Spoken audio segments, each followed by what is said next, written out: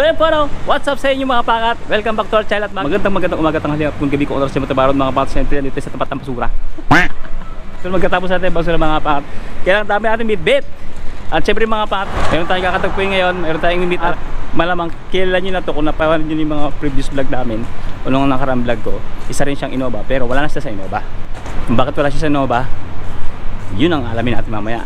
At kung ano yung pupuntahan namin ngayon, kung saan kami pupunta, kung ano yung gagawin namin, at sino pa yung mga kasama namin, stay tuned lang mga pangat. Good vibes muna tayo ngayon.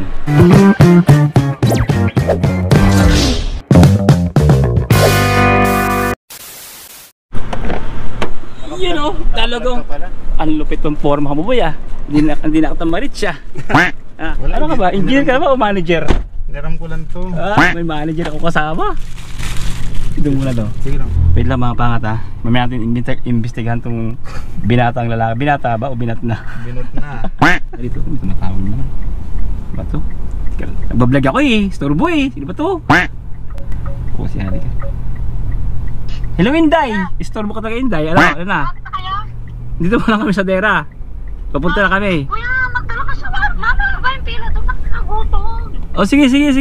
O sige na, mag-base na ako. Oh, Mga 5 wait. minutes ready na ako. Nasaan na kayo? Andito nga, papunta na dyan. Yung shawarma, magdala ka talaga. Oo, magdadala nga. Ang ingay mo, sige na magdadala ako. Nagbablog kami, storbo ka eh. O sige na, bye-bye. Oh, sige. Nasaan na ba tayo? Yun. Kailangan natin itong imbestigahan itong mama na to ha. Kasi nga, 2 taon pa lang siya nagkaroon na siya sa sasakyan. Tapos yung damit niya hindi na Innova. Asinsado. At saka tumataba na siya, in fairness ha. Wala nang stress. Nagkakalaman boy, nagkakalaman. Sana all nagkakalaman. Wala na tayo ng stress. Talaga?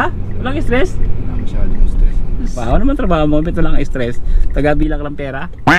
Parang ganun. Parang ganon. Hindi, taga-sita. Yun na natin ngayon eh. Taga-sita. Sarap. Ay, inspector. Inspector.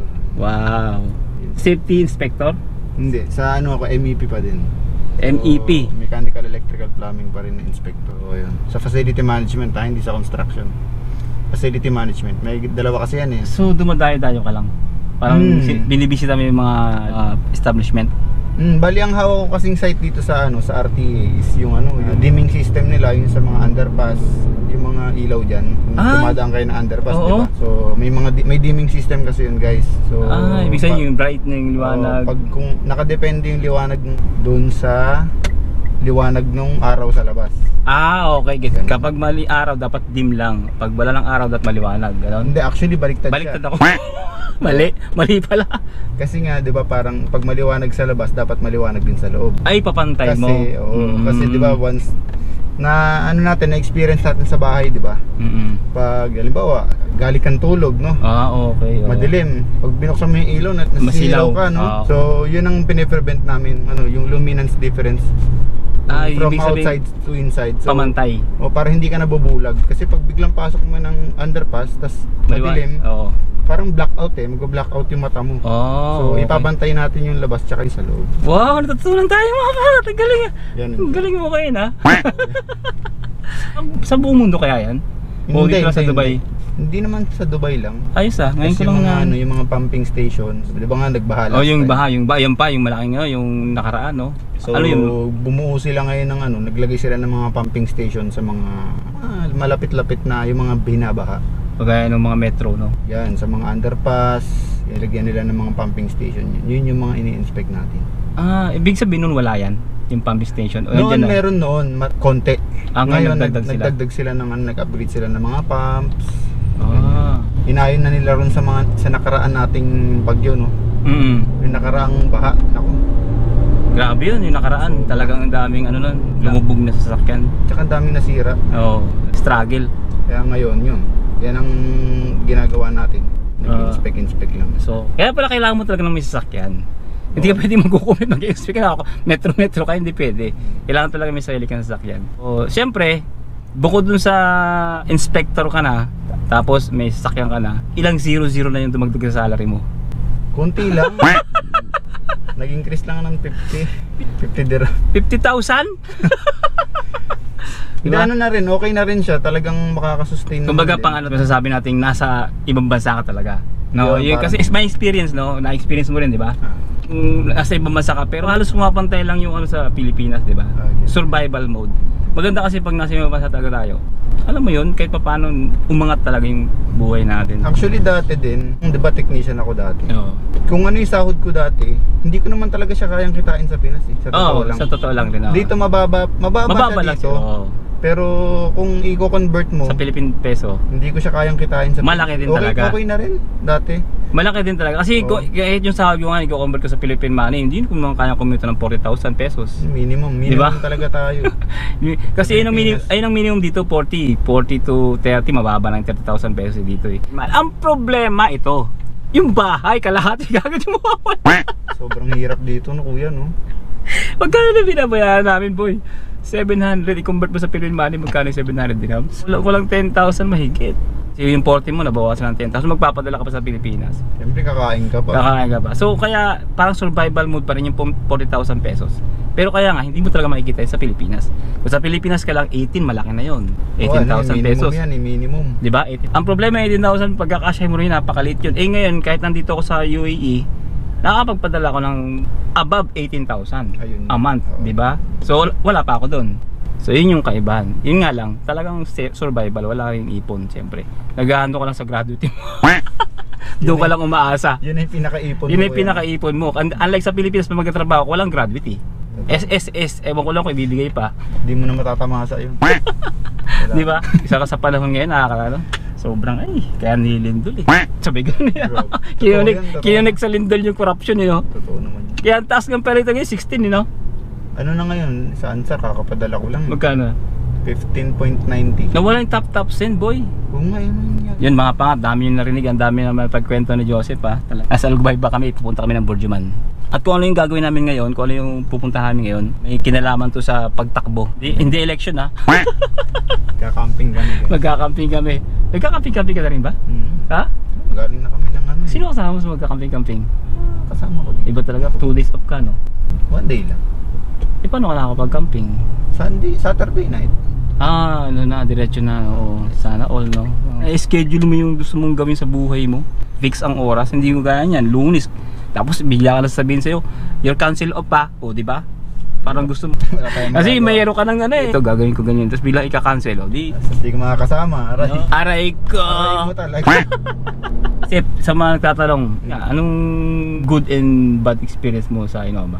Kasi marami nagsasabi sa comment section, boy, na budol. Nabudol daw sila, 'di ba? Tayo naman, electrician tayo.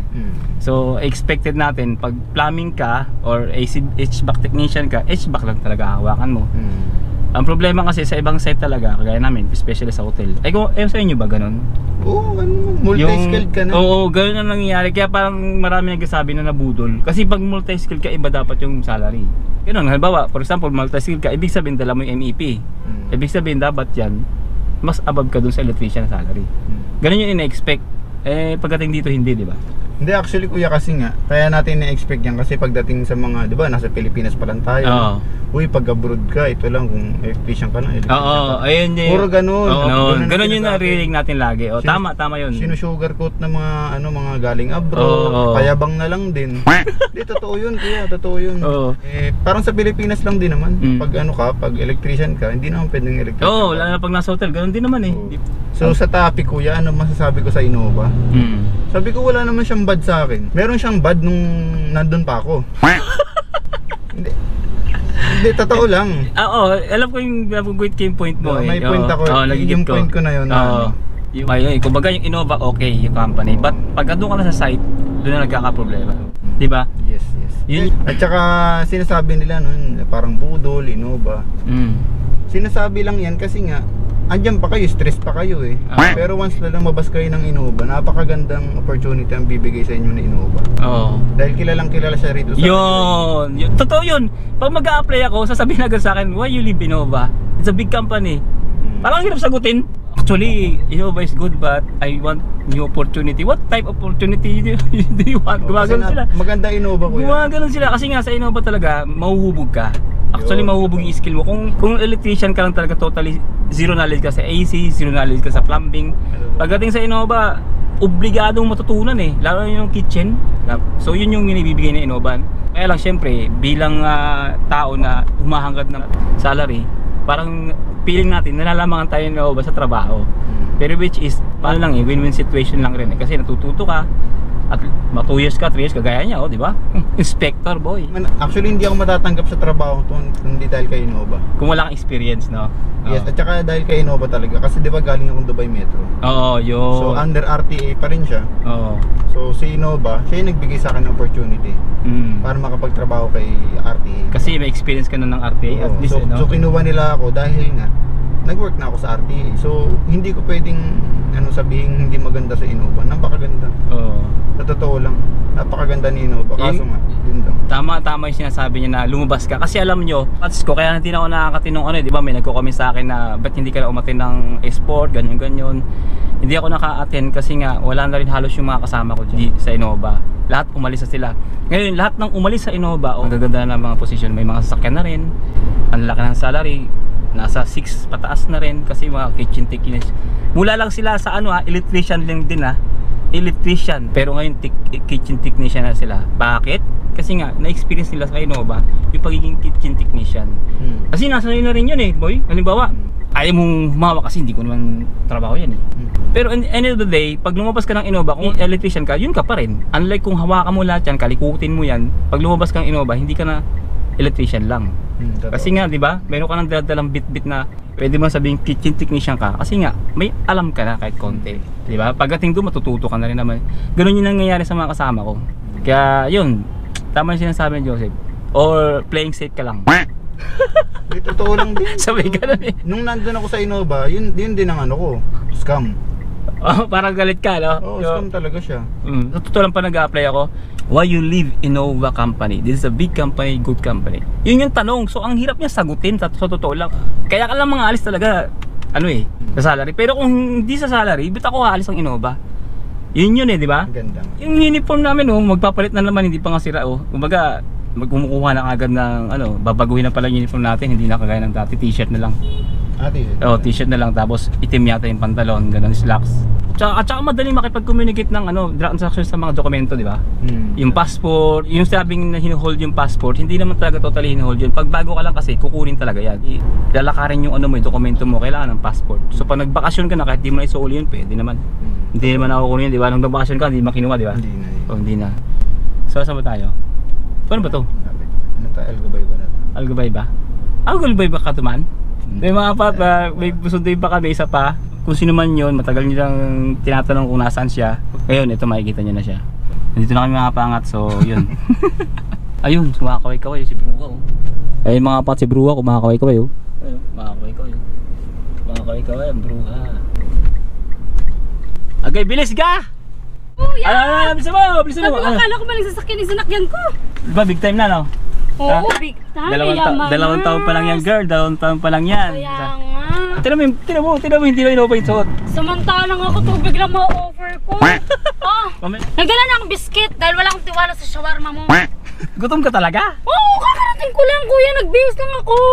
Dalit ka Oo, nagdala nga akong medyas lamigin, hindi ba dito tayo pwede doon, kaya dito tayo nagpupunta. Mainit pa naman, sa mga naghanap kaya ka, narinig yun yung boses, yan pa rin. Hello guys, kamusta sa? Ayan pa rin yung boses niya, maingay pa rin. Sinabihan na kita yung shawarma, wala pa akong kain. Mamaya, matagal na yung shawarma na yung mga 10 years na daw. 11 na po. 11 na? Hindi mo sinabi si Jolly? Sinabihan ko si Jolly na sumpong daw yung uric ata. Wait, tatawagan ko. Akala ko sino bang Joseph na pinagsasabi nito? Sinong napulot ng Joseph ka? Ang nasa isip ko, arbab na nagtatrabaho sa opisina. Sabi ko, may sakyan nakakaya, sabi ko. Ito palang Joseph na to. Bunso, bilisan nyo na, sabi ko nakakaya. Kasama si Bunso?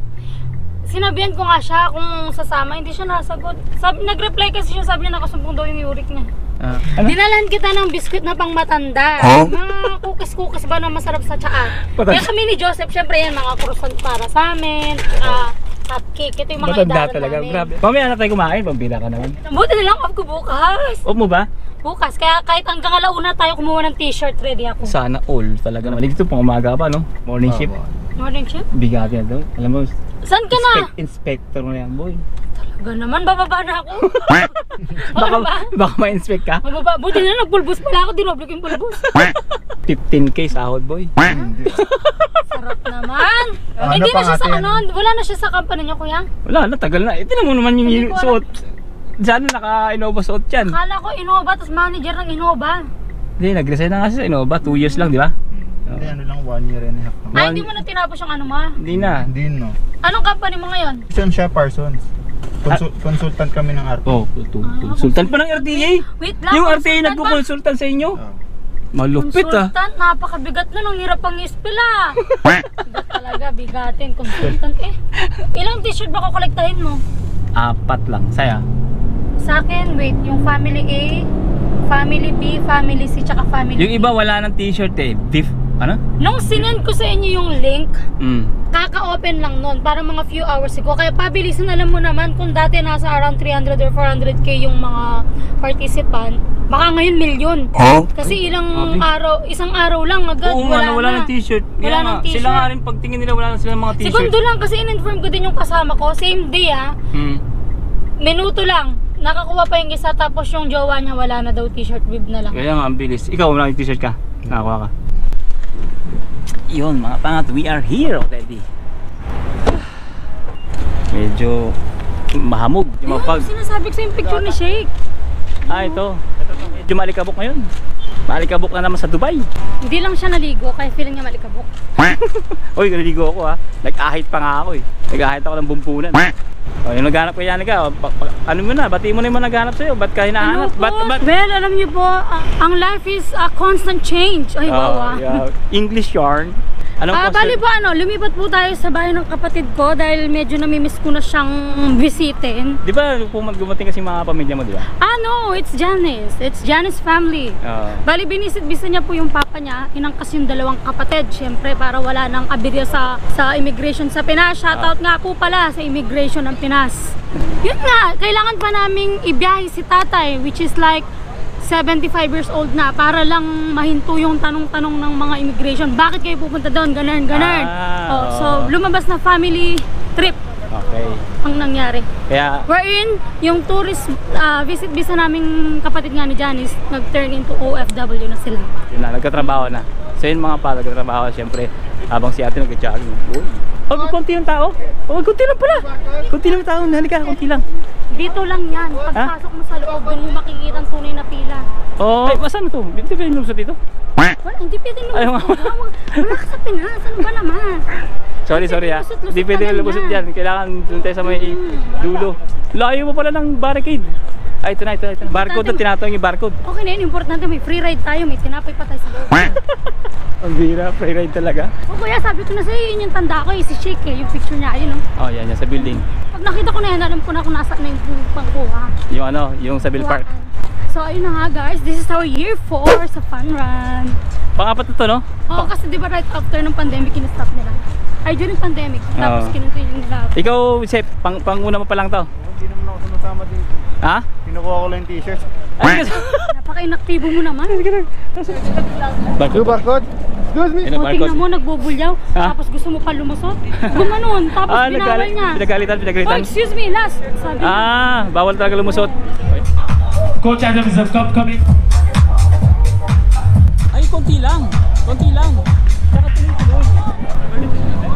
Pare-parehas ang kuha, beef tsaka t-shirt. Oo. Isang linya lang, no? Okay. Hindi ka nang struggle mga bakit, medyo madali lang ngayon kaysa dati. Kasi nga, ano pa lang ngayon eh, pangatlong araw pa lang ng kuha ngayon. 5, today is 5 pala. Kasi nagsimula ng 3 eh. So kaya maluwag pa siya. Pare pa t-shirt! Yung first day na ubusan. Ubusan ba? Oo. I proud to become a finisher. Pwede ka sana na akong video. So ilang mga pangat yung pila ngayon. Actually maraming tao pero dire-diretso lang siguro. Pinaghandaan nila this time. Lalo na ngayon na marami nag-register. Organized naman actually last year din. Pero ngayon parang sa tingin ko mas ano siya. Mas organized. At marami talagang t-shirt siguro ngayon. Kasi maraming nag-register ngayon eh.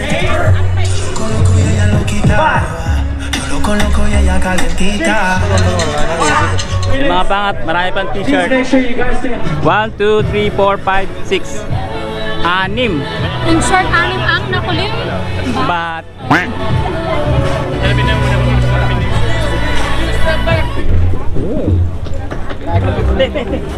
oh, hindi makatakbo siya. Ito yung importante. Pakabait naman talaga eh. Yun ang importante. Si Beshi, yung nahuli ko ng bulan.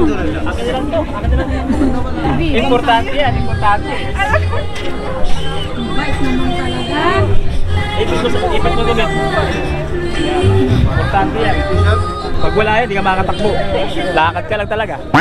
Tayo na mga panga, tayo na!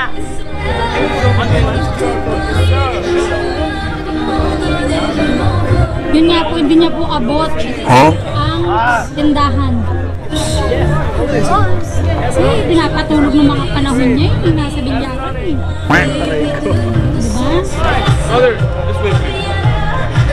Diba? Okay, fine. Puro po Okay, natin fine. eh. Ah, exit. Paano ko tayo magbibidyoan? Okay na? Sige mga pangat, nakakuha tayo na. Ah? Ah? Ay, sorry. Wait. Oh my God. Meron pa pala. Sorry. Di pa pala tapos. Sorry, dito na ako. Everybody get in position. Coach is on the stage. Coach Adam's gonna take over. May t-shirt lahat, may t-shirt para lahat. Ah, may t-shirt na ba? Ha? Walang t-shirt. Pati sila Yana meron? Oo, lahat. Good. 5, 4, let's go. 6.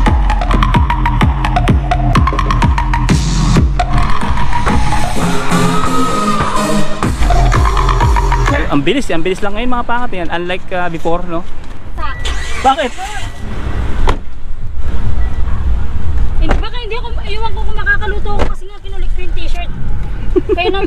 Nagdadahilan lang yan. Wala. Ay wala, pag hindi ko pa kinuha to, kailan pa natin kukunin? May shawarma ba doon sa inyo? Oh, sige na.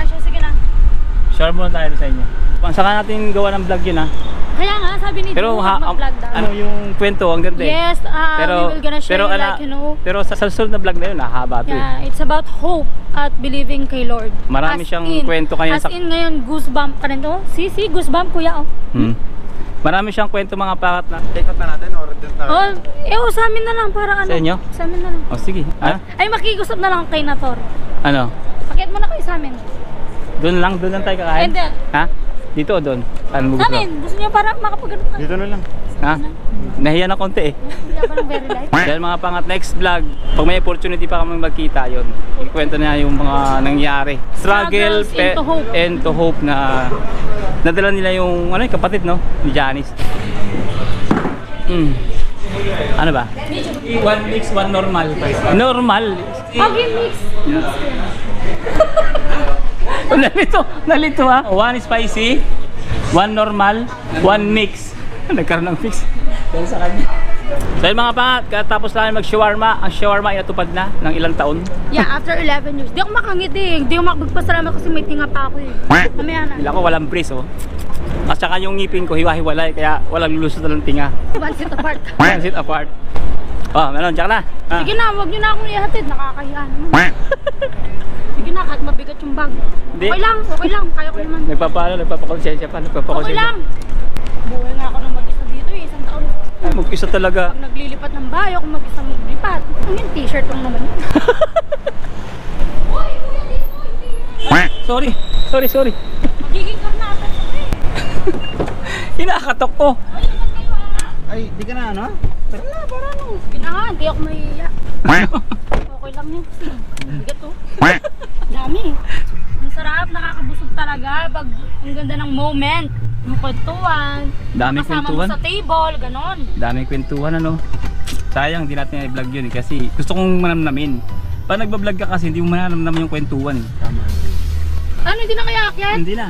Marami kami kape dun. Hindi na, nagkaka-China tayo eh. Saka na Order next pa naman time. ako ng Starbucks. Next time na kami aakyat. Bye bye, salamat Joseph. Sige po, Bye bye po, salamat. God bless sa inyo. Bye guys. See you on the next vlog. Ayo. Marunong na, di ba? Nag-outro ka na ha. Ay, ingat kayo ha. Sige, God sige. bless guys. Ingat po. Next. Ingat sa daan. Next na yung vlog natin. Oh, siya. Sige, ingat kuya. Sige, Salamat. salamat. Pinagtumahimik yung paligid, ano? Non-stop. Non-stop, eh. Ah. Kaya pagkakasama hindi ka boring. Yan. May sense naman, di ba? Feeling ko large ako. Feeling mo? Sige. Yung height mo, large talaga. Yan, pawin tayo mga paangat. Let's go!